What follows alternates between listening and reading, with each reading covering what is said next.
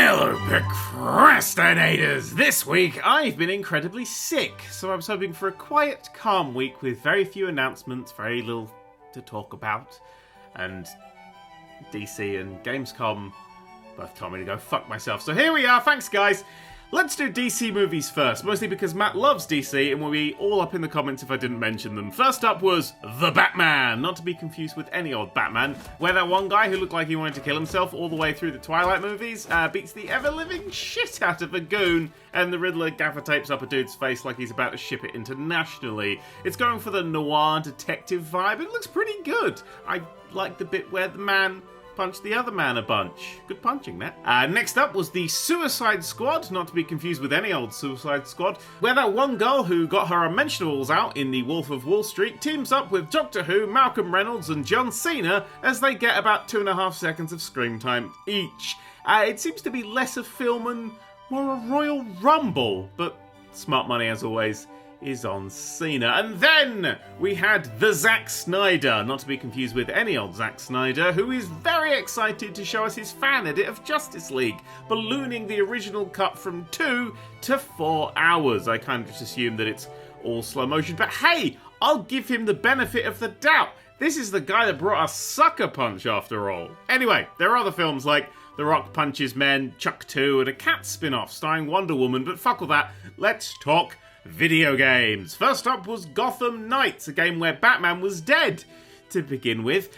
Featuring other iconic Batman characters like Bat-Kevin, Robin Season, and Tits-Bat, the game is leaning towards a 2-player co-op with a sprinkling of RPG-style punches and level enemies kind of game. And as much as it looks like an Arkham game, it's not an Arkham game. Different continuity.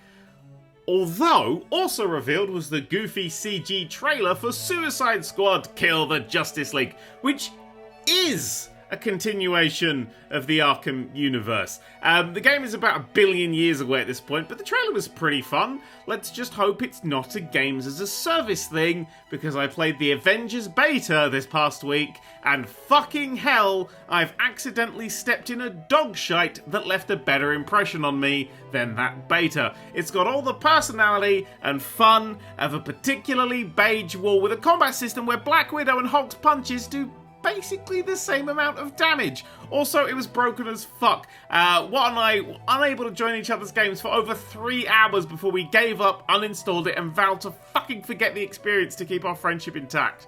I hope they managed to turn this around before the launch in 2021. What was that?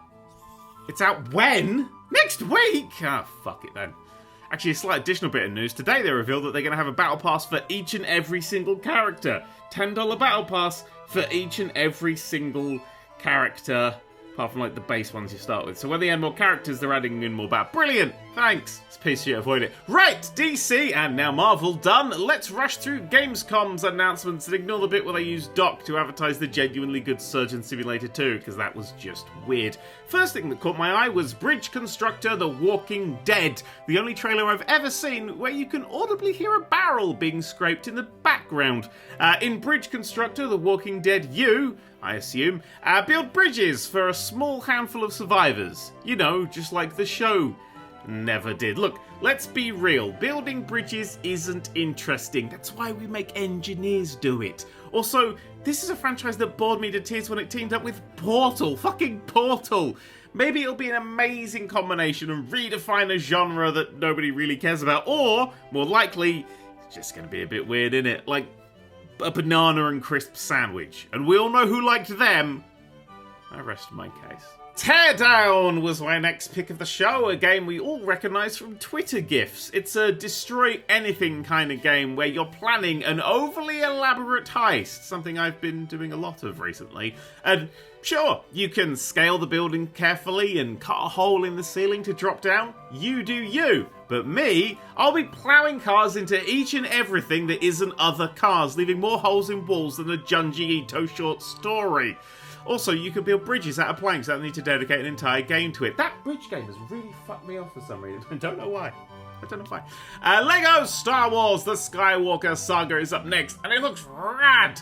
Genuinely, for the first time since well, the PS2 LEGO Star Wars games, LEGO have changed up the entire core gameplay. LEGO Star Wars is now a third-person game with more open levels, random events, multiple attack combos, abilities, a playable cast of hundreds of characters across all 8 stories that made up the Star Wars films, and that one J.J. Abrams made recently because he hates you. It looks seriously fun, and I cannot wait to play it. But, as it's been delayed until 2021, I guess I'll have to. And finally, Medal of Honor Above and Beyond looks to be a great game that I will never play. This VR war shooter looks ace. There's something I've genuinely wanted, a proper VR war shooter. But it's an Oculus Rift exclusive. Fuck exclusives tied to hardware. And just in this past week, Facebook revealed that it's had its fingers behind its back all along, meaning that all new Oculus owners will need a Facebook account to play their games.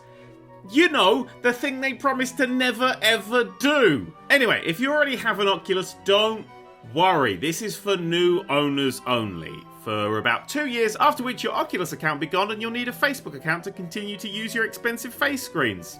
Here's a quote from, I don't know, some monster that lives at Facebook. If you choose not to merge your accounts at that time, you can continue to use your device, but full functionality will require a Facebook account. We will take steps to allow you to keep using the content you have purchased, though we expect some games and apps may no longer work. So yes, in 2 years, you'll likely lose some of the games you've bought.